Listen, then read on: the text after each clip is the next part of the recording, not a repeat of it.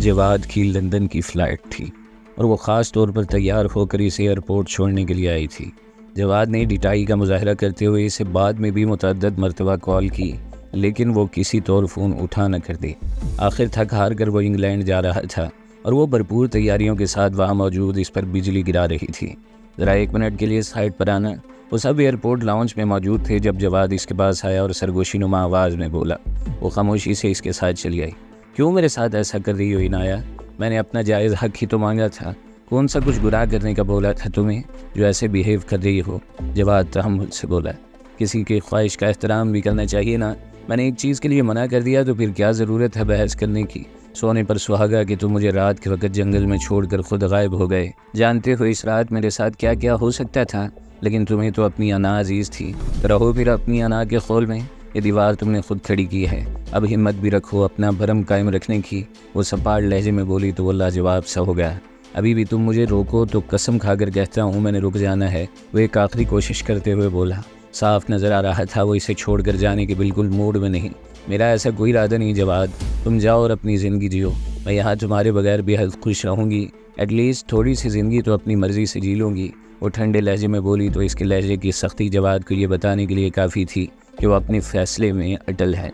ठीक है फिर जाओ जियो अपनी ज़िंदगी अपनी मर्ज़ी से, अपने इस दोस्त के साथ। वो तंज़ करने से बाज नहीं आया था। तो इसी के साथ जीनी है और क्या तुम्हारे इंतज़ार करूँ मैं यहाँ बैठ कर? वो दू बदू बोली तो जवाद खामोशी से वापसी का रास्ता हो लिया। वो भी वापस चली आई। सब अपनी बातों में लगे हुए थे। जब इसकी फ़्लाइट की अनाउंसमेंट हुई वो सबसे मिलते हुए जाने के लिए आगे बढ़ गया। अपना ख्याल रखना और मुझे कॉल करते रहना, वो पीछे से बोली तो जवाद ने फ़ौरन मुड़ते हुए देखा। वो चेहरे पर ढेरों मासूमियत सजाए इसे तंबीह कर रही थी और वो भी जानता था कि ये सब एक दिखावा है, वरना तो इसका जवाद की आवाज़ सुनने का भी कोई इरादा नहीं। एक फीकी सी मुस्कुराहट इसके चेहरे पर छा गई और वो बगैर कोई बात किए आगे बढ़ता गया। वो फ़ौरन से पलट गई क्योंकि इसे जाता देखकर वो अपना मज़ीद वक्त बर्बाद नहीं करना चाहती थी। सबकी नज़र में वो दोनों एक दूसरे के साथ एडजस्ट हो गए थे, लेकिन ये बात सिर्फ वही दोनों और आसमा बेगम जानती थी कि इनाया इस शख्स से कितनी नफ़रत करती है। जब वो घर पहुंची तो बिल्कुल मुतमईन थी। इसे ऐसा लग रहा था जैसे ही इसके सर से कोई बहुत बड़ा बोझ उतर गया हो। अपने कमरे में आते ही वो सुल्तान से रब्ता करने का सोच रही थी कि आसमा बेगम इसके कमरे में चली आईं। बड़ी याद दहानी करवाई जा रही थी कि कॉल करते रहना। आसमा बेगम इस पर तंज करते हुए बोली तो वो हंस पड़ी। देख ली मेरी एक्टिंग मामा, किसी को शक भी नहीं हुआ। आया हमारे बीच में चल क्या रहा है? वो सब तो मुझे एक वफादार बीवी ही समझ रहे होंगे। निगहत चाची के साथ रहते रहते मुझे भी अब ऐसी गेम्स खेलना आ गया है। वो मज़े से बोली तो आसमा बेगम हैरानी से इसे देख गई। अल्लाह बचाए इस आजकल की नस्ल से, तुम तो पुरानी औरतों का रिकॉर्ड भी तोड़ दोगी ना है। आसमा बेगम अपनी हैरत पर काबू पाते हुए बोली तो वह हंस पड़ी। ओ मामा, आप जानती हैं कि मैं ऐसी बिल्कुल भी नहीं थी। ये तो हालात ने मुझे ऐसा बना दिया, वरना तो मैंने एक प्यार करने वाले और गैरतमंद शोहर का ख्वाब ही देखा था। वो अफसोस से बोली तो आसमा बेगम इसका शाना थपथपाते हुए कमरे से बाहर निकल गई और वो वहीं बेड के कोने पर टिक गई। वक्त बहुत था और सोचने के लिए वही दो इंसान, जिसमें एक इसकी मोहब्बत था तो दूसरा इसका जुनून। दोनों की अपनी ही जगह थी और फ़िलहाल वो अपनी मोहब्बत के बारे में सोचना चाहती थी, क्योंकि जुनून हमेशा जलील ही करवाता है। जैसे ही धुएं का मरगोला गायब हुआ, इसे त्रिपाठी की जीप उल्टी हुई नजर आई। इसने फ़ौरन ही अपनी गाड़ी रोकी और उतर कर भागते हुए जीप तक आया, लेकिन वो खाली थी। यह जगह खासी पथरीली थी और जा बजा घाटियाँ से बनी हुई थी। ब्रावो 3, जल्दी बताओ वो साला है किधर? वो बेचैनी से माउथ पीस में बोला तो ड्रोन इसके सर पर ही चक्कर मारने लगा। मेरा ख्याल है बॉस वो धुएं का फ़ायदा उठाते हुए कहीं गायब हो गया है। इसे ब्रावो 3 की मायूस सी आवाज़ सुनाई दी। ख्याल आ रही बाद में करना, मुझे वो हर हाल में चाहिए, ढूंढो उसे। ये ज़िंदगी में पहली मरतबा था जब वो गुस्से से बोला था। मैं चेक करता हूँ बॉस, ब्रावो 3 बदहवासी से बोला और ड्रोन आसपास की पहाड़ियों का जायज़ा लेने लगा। अंधेरा होने में कुछ ही वक्त था और अगर एक मरतबा तारीकी फैल जाती तो इन लोगों के लिए बड़ी मुश्किल हो जानी थी।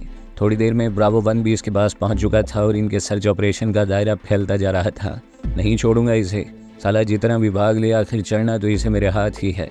और गुस्से से पागल हुआ जले पैर की बिल्ली बना हुआ था। हौसले से काम लो अल्फा 1, तुम्हें मालूम है कि गुस्से में तुम अपने हवास खो बैठते हो। 1-2 लंबी सांसें लो और फिर तसल्ली से तलाश करो, कहीं भागा नहीं जा रहा वो, यहीं कहीं दुम दबा कर बैठा होगा। ब्रावो 1 से समझाते हुए बोला तो वो फ़ौरन ही ढीला पड़ गया। रात तेज़ी से छा रही थी और अंधेरा बढ़ता जा रहा था। इसने आंखों पर नाइट विजन चढ़ाई और इसे थर्मल पर करते हुए एक बुलंद मुकाम पर खड़ा हो गया। इसे इसकी अपनी टीम के मेंबर्स तलाशी लेने में मसरूफ़ नज़र आ रहे थे। सबके सब आगे पीछे फिर रहे थे और कोई ख़ास बात नज़र नहीं आ रही थी। वह वहीं बैठ गया और खोजती नज़रों से इधर उधर देखने लगा। अचानक ही इसकी नज़र एक साकिन वजूद पर पड़ी जो दुबका हुआ एक पत्थर के पीछे था, लेकिन फिर भी इसका थोड़ा सा हिस्सा इसे नज़र आ ही गया। वो दबे पाँव उतरा और बिल्ली किसी चाल चलता हुआ इस ह्योले की जानिब चल पड़ा। ब्रावो 1 किसी को शक भी ना होने पाए। मेरे पीछे आओ, मुझे लगता है कि मैंने इसे देख लिया है, वो वायरलेस में बोला और दबे कदमों आगे बढ़ने लगा। ब्रावो 1 भी आकर इसके साथ मिल चुका था। वो अपने शिकार के खासे करीब पहुंच चुके थे, लेकिन इसमें कोई भी हीलो हुज्जत के आसार नज़र नहीं आ रहे थे। वो जैसे ही करीब पहुंचा तो इसने करीबन झपटने के से अंदाज में शिकार पर धावा बोला, लेकिन अभी भी कोई मूवमेंट ना हुई। इसने फ़ौरन ही नाइट विजन उतारी और ब्रावो 1 ने टार्च रोशन कर दी तो ये देखकर इनके औसान ख़ता हो गए कि वो अल्फ़ा 5 का नीम बेहोश वजूद था जिसके सर से खून रिस रहा था। इसने नासमझी से ब्रावो 1 की जानिब देखा जो इसकी नब्ज़ और सांस चेक करने में मसरूफ़ था। शुक्र की बात थी कि वो जिंदा था। इसका ये हाल किया किसने? अचानक ब्रावो 1 चौंकते हुए बोला और यही वो वक्त था जब इनकी अपनी लैंड रोवर स्टार्ट हुई और किसी शेर की तरह दहाड़ती हुई वहाँ से निकलती चली गई। अटेंशन, वो भाग रहा है। इसने फ़ौरन ही सबको वायरलेस पर इतला दी और गाड़ी की जानिब दौड़ा जो हर गुजरते लम्हे इन लोगों से दूर होती जा रही थी। एक तो अंधेरा हो गया था और दूसरा वो लोग पैदल थे, क्योंकि यहाँ इनके पास एक ही गाड़ी थी जो अब त्रिपाठी के तसर्रुफ़ में आ चुकी थी। कुल मिलाकर सारे हालात अचानक ही इन लोगों के ख़िलाफ़ हो गए थे और वो सिवाय हाथ पर हाथ धर कर बैठने की और कुछ भी ना कर सकते थे। रात गहरी हो चुकी थी और वो अपने कमरे की खिड़की में खड़ी बाहर अंधेरे में जाने की तलाश कर रही थी। इसे अब शिद्दत से एहसास हो रहा था कि इसने सुल्तान के साथ बहुत गलत कर दिया है। वो इसे एक मौका तो देती या फिर इसे एतमाद में लेकर ही कुछ बता देती, लेकिन इसने कुछ भी तो नहीं किया। ऊपर से जंगल में रेस्क्यू करने वाला मामला इसे अभी तक समझ में नहीं आ रहा था। वो जो भी लोग थे सीधा इसकी लोकेशन पर पहुँचे थे और इसे कोई ख़ास मशरूब भी दिया था जिसकी तासीर बिल्कुल वैसी ही थी जैसे एक मरतबा सुल्तान ने इसे इंजेक्शन दिया था। या अल्लाह, मैं कहाँ फंस गई हूँ। इतना गोरख धंधा मचा हुआ है कि कुछ समझ में नहीं आ रहा कि ये मेरे साथ हो क्या रहा है। वो परेशानी से सोचते हुए बिड़बिड़ाई। अचानक से कुछ याद आ जाने पर इसने फ़ोन उठाया और सुल्तान का नंबर डायल किया तो फ़ोन स्विच ऑफ जा रहा था। होंगे जनाब अपने यार दोस्तों के साथ फिर से किसी पार्टी में। मैं ही इसके लिए मरी जा रही हूँ, वरना इसे तो जब तक कुछ न बताऊँ जनाब को पता ही नहीं लगता कि इनाया ज़िंदा भी है या फिर मर गई। वो गुड़ते हुए सोचने लगी और गुस्से में फ़ोन बेड पर फेंक मारा। हर कोई अपने हाल में खुश है, एक मैं ही हूँ जो यहाँ परेशानियों में जकड़ी बैठी हूँ। वो लाचारी से सोचते हुए वहीं नीचे कारपेट पर बैठ गई। फिर अचानक से कुछ याद आ जाने पर फ़ौरन उठी और बेड पर पड़ा अपना मोबाइल उठा लिया। जो ट्रेंड इसने ट्विटर पर चलाया था इसे दोबारा देखने की इसे फुर्सत ही नहीं मिली। तो अब जो फरागत मिली तो ख्याल आया और अपना ट्विटर अकाउंट खोलते हुए इसने अपना ट्रेंड चेक किया जो गालिबन मुल्क का सबसे बड़ा ट्रेंड बन चुका था। बहुत से लोगों के ट्वीट्स थे जिसमें अल्फ़ा 1 की कोशिशों और मुहिब वतनी को सराहा गया था। इसने अच्छी तरह से देखने के बाद अपना फेसबुक खोला और वहाँ अपनी पोस्ट चेक की और यहाँ भी लोगों का खातर खा फीडबैक आया हुआ था। वो स्क्रॉल करती हुई नीचे चली आई और फिर चौंकते हुए एक जगह पर रुक गई जहाँ सुल्तान का कमेंट जगमगा रहा था। एक बस को हाईजैकर से छुड़वा लेना कोई इतनी बड़ी बात तो नहीं कि इस पर ट्रेंड चलाया जाए। काम हो तो ऐसा कि जिसे लोग बड़ा समझें। ये सुल्तान का कमेंट था जिसके आगे स्माइली बनी हुई थी। इसे तो पढ़ते ही आग लगी। खुद तुमसे कुछ होता नहीं और चले हो इस बेलोस सिपाही को गंदा करने।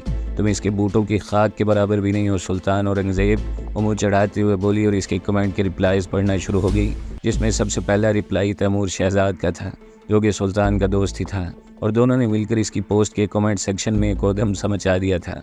अल्फ़ा 1 को छोड़कर दोनों एक दूसरे को जुगते मारने में लगे हुए थे और इसकी सारी पोस्ट ख़राब कर दी थी। बहुत ही कोई घटिया किस्म के इंसान हो तुम सुल्तान। अपने दोस्त के साथ मिलकर तुमने अपनी औकात दिखा दी। मैं कितनी मुश्किल में थी और तुमने वहाँ आना मुनासिब नहीं समझा, क्योंकि लाजमी बात है कि तुम किसी महफिल में होगे और छोड़ कर निकल नहीं सकते होगे। वो तो मेरी किस्मत अच्छी थी कि खुदा के नेक बंदे वहाँ पहुँच गए, वरना मेरा तो दी एंड ही हो जाना था। वो गुस्से में आ गई थी और सुल्तान के कमेंट्स को डिलीट करने का सोचा, लेकिन फिर इसने ऐसा नहीं किया क्योंकि वो वक्त आने पर सुल्तान को बता देना चाहती थी कि वो कैसी कैसी हरकतें करता रहा है। सुल्तान और तैमूर की कन्वर्सेशन के नीचे इसने एक और लाइन का इजाफा किया, बंदा खुद कुछ न करे तो किसी और के कुछ अच्छा करने पर तनकीद भी न करे। इसने ध्यान से अपना कमेंट पढ़ा और फिर इसे नीचे रिप्लाई सेक्शन में पोस्ट कर दिया और फिर खुद ही बैठ कर हंसने लगी, क्योंकि दोनों ने अल्फ़ा 1 की मिट्टी पलीद करने के बाद एक दूसरे को खाने और घटियापन में नीचा दिखाने की भरपूर कोशिश चाहिए थी। और कुछ नहीं तो इसका मूड तो अच्छा हो ही गया था और इसका सेहरा सरासर सुल्तान के सर ही जाता, जिसने यहाँ मौजूद ना होते हुए भी इसके चेहरे पर मुस्कुराहट बिखेर दी थी। बहुत ही कोई कमीने इंसान हो तुम सुल्तान, दूर बैठकर भी तुम्हारा मिरासी पुना ख़त्म नहीं हो रहा, वो मुस्कुराते हुए बोली और बेड से टेक लगाते हुए अपनी आंखें बंद कर गई। इसके सामने इसका दुश्मन भागा था और वो कुछ भी न कर पाया था। अचानक से वो चौंका और फ़ौरन त्रिपाठी की उल्टी हुई जीप की जानिब दौड़ा। इसके साथ ब्रावो 1 भी था। फ़ौरन इसे सीधा करो, वो चीखते हुए बोला और एक साथ ही 10 बंदे इस उल्टी हुई जीप को चिमट गए। 2 सेकंड नहीं लगे थे जीप सीधी होने में। वो फ़ौरन से ड्राइविंग सीट पर बैठा तो नज़र पड़ी जीप की विंडो स्क्रीन टूटी हुई थी। इसने अपनी लात स्क्रीन पर रखते हुए ज़ोर लगाया तो वो उखड़कर बाहर की जानिब गिर पड़ी। इसने फ़ौरन सेल्फ लगाने की कोशिश की, लेकिन 1-2 मरतबा कोशिश के बावजूद जीप स्टार्ट होकर न दी। धक्का लगाओ जवानों, वो चीखते हुए बोला। हर गुजरता लम्हा बहुत कीमती था। 3-4 बंदों ने इस पहाड़ी साइज़ की जीप को धक्का लगाया तो इस लैंड क्रूज़र का इंजन गुर्राते हुए बेदार हो गया। ब्रावो 1 फ़ौरन इसके साथ आ बैठा और पिछली नशिस्त अल्फ़ा 2 और ब्रावो 2 ने संभाल ली। इसने गाड़ी को गियर में डाला तो वो किसी बेलगाम घोड़ी की मानिंद आगे को निकली। गाड़ी अगरचे टूट फूट का शिकार हो गई थी, लेकिन एक तो वो पुराना मॉडल था, दूसरा गाड़ी का इंजन बेहतरीन हालत में था। नुकीले पत्थरों और ऊंचे नीचे रास्तों पर वो पुरानी सी जीप हवा से बातें करने लगी। तू देखना त्रिपाठी, मैं तेरी ही जीप में तुझे पकड़कर तेरे ही गन से तेरा काम तमाम करूँगा। वो गुस्से से बिड़बिड़ाते हुए बोला तो ब्रावो 1 के हंसी निकल गई। ये तुम्हारे किस बात पर दांत निकल रहे हैं? इसे ब्रावो 1 का यूं बेमौका हंसना एक आंख न भाया था, इसलिए फ़ौरन से माथे पर तेवरी से जाते हुए बोला, नो ब्रो, मैं किसी और बात पर हंस रहा हूँ। ब्रावो 1 इसकी जानिब देखते हुए बोला तो वो दांत कुचकुचाकर खामोश हो गया। पूछोगे नहीं ऐसी क्या बात हो गई जो मुझे इस नाजुक मौके पर यूं हंसी आ रही है? इसे खामोश पाकर ब्रावो 1 मजीद गोया हुआ तो वो एक अदद घूरी से नवाजते हुए फिर से सामने देखने लगा। गाड़ी की छत पर लगी लाइट बार टूट चुकी है और एक हेडलाइट भी काम नहीं कर रही।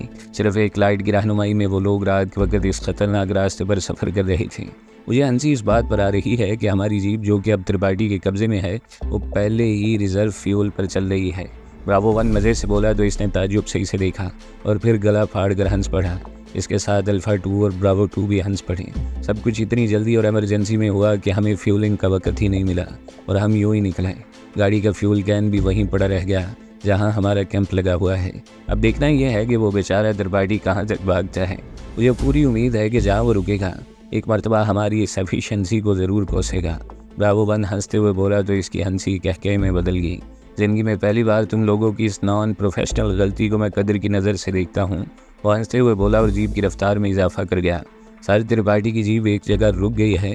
मैंने ड्रोन से इसका पीछा करने की कोशिश चाही तो इसने फायर कर दिया। ड्रोन नीचे गिर चुका है। ब्रावो 3 की आवाज़ थी गोया सूर था जो इन लोगों के कानों में फूंक दिया गया। अभी वो हबशी, तुझे किसने बोला था कि ड्रोन इसके सर पर ही घुमाना है? अभी सेफ डिस्टेंस रखते हुए तेरा दाना पानी बंद हो जाना था या तुझे कहीं लंगर खाने की जल्दी थी? वो चिढ़ते हुए बोला और स्टीयरिंग व्हील पर एक अदद मुक्का जड़ते हुए गाड़ी को ब्रावो 3 की बताई हुई लास्ट लोकेशन की जानिब मोड़ते हुए एहतियात से ड्राइविंग करने लगा। थोड़ी देर में ही वो लोग इस जगह पहुंच गए जहां इनकी लैंड रोवर खाली खड़ी थी। लाइटें इसकी जली हुई थी लेकिन अंदर त्रिपाठी का वजूद नापैद था। वो फ़ौरन से नीचे उतरे और अपनी जीप के पीछे चेक किया तो इसे वहाँ फ्यूल का कैन लगा हुआ नजर आया। इसने फ़ौरन ही कैन उतारा और अल्फ़ा 2 से मुखातिब हुआ, मैं और ब्रावो 1 इसके पीछे जा रहे हैं, तुम दोनों अपनी वाली गाड़ी में फ्यूल डालकर हमारे पीछे आ जाओ। अब देखते हैं वो हमसे कितना भाग लेता है। वो गुस्से से मुठियाँ भेजते हुए बोला और गाड़ी में आ बैठा। ब्रावो 1 ने इसके साथ वाली नशिस्त संभाली तो इसने जीप को आगे बढ़ा दिया। वो दोनों बड़ी एहतियात से आगे पीछे नज़र दौड़ा रहे थे। धीमी रफ्तार से सर्च ऑपरेशन में मसरूफ़ थे। अपने पीछे इनकी दूसरी गाड़ी की लाइट्स भी नजर आना शुरू हो गई, जिसका मतलब था कि दूसरी टीम भी इसके पीछे पहुंच गई है। वैसे अगर तुम त्रिपाठी होते तो कहाँ जाते? अचानक से एक ख्याल आने पर इसने ब्रावो 1 से पूछा। लाहौल वाला कुआं। अब एक पागल तो नहीं हो गए? ब्रावो 1 एकदम से चिढ़ते हुए बोला। वैसे मैं होता तो ये रास्ता छोड़कर इस तरफ जाता है। इसे हंसता हुआ देखकर ब्रावो 1 बोल उठा तो इसने इसके बताए हुए रास्ते की जानिब जीप मोड़ दी। मैंने वैसे ही एक कयास हराई की है, ब्रावो 1 बौखलाते हुए बोला तो वो पुरस्कार हंस दिया। एक कमांडो दूसरे कमांडो की रग-रग से वाकिफ होता है। वो ब्रावो 1 को बगौर देखते हुए बोला और गाड़ी एक ऊंची चढ़ाई पर चढ़ा दी, लेकिन इसे फ़ौरन ही ब्रेक मारना पड़ी। आगे एक 45 डिग्री के ज़ाविये की ढलान थी और गाड़ी का जाना नामुमकिन था। चलो जी, यहाँ से हमें पैदल मार्च करना है, वो गाड़ी रोकते हुए बोला और उतरते हुए आगे इंजन तक आया। बोनेट उठाते हुए इसने तारों के गुच्छे को मजबूती से पकड़ा और एक झटका देते हुए इसे तोड़ डाला। ये क्या कर रहे हो तुम? क्या पता वो इस जानिब आया ही ना हो? ब्रावो 1 चिल्लाए हुए लहजे में बोला तो वह हंसने लगा। बर्न द बोट्स ब्रदर, मैं तो इसी बात का कायल हूँ। अल्फ़ा 2 और ब्रावो 2 मेरी बात ध्यान से सुनो। अपनी जीप को एक सेफ डिस्टेंस पर रोको और पैदल इस जानिब आओ। हमारी जीप के आसपास ही रहना। जैसे ही त्रिपाठी इस जानिब से आए इसे पकड़ लेना। वो हिदायत जारी करता हुआ नीचे घाटी में उतरने लगा। नाइट विजन इसने ऑन कर ली थी, इसलिए अंधेरे में भी वो अच्छा खासा देख सकता था। जैसे ही वो नीचे उतरे, इन्हें अपने ऊपर अपनी जीप की जानिब से कहके की आवाज़ आई। दोनों ने बैक वक्त मुड़ कर देखा तो वहाँ त्रिपाठी खड़ा सिगरेट सुलगा रहा था। इसे शदीद बेचैनी ने घेरा हुआ था। इसे समझ नहीं आ रही थी कि आखिर वो इतनी बेचैन किस बात पर हो रही है। इसने घड़ी की जानिब देखा जो रात के 2 बजा रही थी। टेबल पर पड़े जग से पानी भरते हुए गिलास एक ही घूंट में खाली किया और कमरे में बेचैनी से टहलने लगी। अचानक ही इसे यूँ महसूस हुआ जैसे बाहर लॉन में कोई कूदा हो। एक तो रात का पिछला पहर और दूसरा खामोशी। अगरचे आवाज़ बहुत ही मध्यम थी, लेकिन किसी गलत फहमी का सवाल ही पैदा नहीं होता था। इसने कमरे की बत्ती बुझाई और खिड़की में आ खड़ी हुई। पर्दे की ओर से बाहर झांका तो बाहर फैले कहर में इसे एक साया से नजर आया जो फ़ौरन ही घर के कोने में बने फव्वारे के पीछे गायब हो गया। इसके पूरे वजूद में एक ठंडी लहर सरायत कर गई। अभी वो सोच रही थी कि कैसे इन हालात को हैंडल करे कि एक और साया फव्वारे की जानिब दौड़ा। यानी कि सोचे समझे मंसूबे के तहत इनके घर में डकैती की वारदात हो रही थी। आजकल वैसे भी टीवी न्यूज़ में ऐसी खबरें आम ही थीं और ज़रा सी मज़ामत पर लोगों को बेदर्दी से कत्ल भी कर दिया जाता। अभी वो इन सोचों से खौफज़दा हो रही थी कि अचानक से इनके घर की बिजली बंद हो गई। जैसे ही लाइट बंद हुई, इनके घर का जलता हुआ हीटिंग सिस्टम भी बंद हो गया और मुकम्मल खामोशी छा गई। वो फ़ौरन से दौड़ते हुए अपने बेड पर आई और टटोलते हुए अपना मोबाइल तलाश किया। फ़ौरन से सुल्तान को कॉल मिलाई जो पहली घंटी पर ही उठा ली गई। सुल्तान, वक्त बिल्कुल भी नहीं है, हमारे घर में कुछ लोग दाखिल हो गए हैं, मुझे नहीं पता ये कौन लोग हैं, मुझे बहुत डर लग रहा है। वो सहमे हुए लहजे में बोली तो सुल्तान ने फ़ौरन ही कॉल काट दी। डरपोक होगा किसी पार्टी में, वो बदआवाज़ी से बोली और मोबाइल बेड पर वापस फेंक दिया। पता नहीं ये बंदा करता क्या है, मुझे जवाब देना भी गवारा नहीं किया। इसे किसी तौर चैन नहीं मिल रहा था। वो जले पैर की बिल्ली बनी कभी खिड़की से बाहर झांकती और कभी कमरे में टहलने लगती। बाहर मुकम्मल खामोशी थी और वो जो भी थे एक बार अपना दीदार करवाते हुए अब खामोशी से अपने काम में मसरूफ़ थे। थोड़ी देर ही गुजरी होगी कि इसे बाहर किसी गाड़ी के रुकने की आवाज़ सुनाई दी। इसने पर्दे की आड़ से झांका तो एक अदद गाड़ी इसके गेट के बिल्कुल सामने खड़ी हुई थी और इसमें से 2 बंदे बरामद हुए। धुंध की वजह से इसे साफ नज़र नहीं आ रहा था, लेकिन ये साफ जाहिर था कि वो लोग जो भी थे अंदर वालों की मदद के लिए ही आए थे। ये तो ज़्यादा होते जा रहे हैं, या अल्लाह मैं क्या करूं? बाबा को उठाऊं या फिर मामा से बात करूं? वो बदहवास हुई जा रही थी। इसे साफ महसूस हो रहा था जैसे इसकी टांगों से जान निकली जा रही हो। अगर इसका इस किस्म के हालात से पाला न पड़ा होता तो शायद वो बेहोश ही हो जाती, लेकिन पिछले कुछ दिनों से जो इसके साथ रहा था इसे ये कोई बड़ी बात मालूम नहीं हो रही थी। वो खिड़की में जमी खड़ी रही और नज़रें इसकी बाहर ही टिकी हुई थी। अचानक से बाहर मौजूद बंदे इसके घर की दीवार फलांगते हुए अंदर कूद पड़े और सीधे इसकी जानिब बढ़े जहाँ वो पहले वाले बंदे रोपोश हुए थे। वो बगौर इनके एक इकदाम का जायज़ा ले रही थी। अचानक ही उठा पटक की हल्की आवाज़ें आईं और एक भगदड़ सी मच गई। 2 साए दीवार की जानिब तेज़ी से भागे जबकि इनके पीछे वो दूसरी पार्टी लपकी। जितनी देर में पहली पार्टी ने दीवार फलांगी, बाहर गाड़ी से 2 मजीद बंदे उतरे और फ़ौरन से इन्हें काबू में कर लिया। इसके देखते ही देखते उन्होंने इन पहले वाले बंदों को गाड़ी में ठोंसा और जैसे खामोशी से वो लोग आए थे ऐसे ही वापसी की राह हो लिए और वो ऊपर खड़ी ये सब देखती ही रह गई।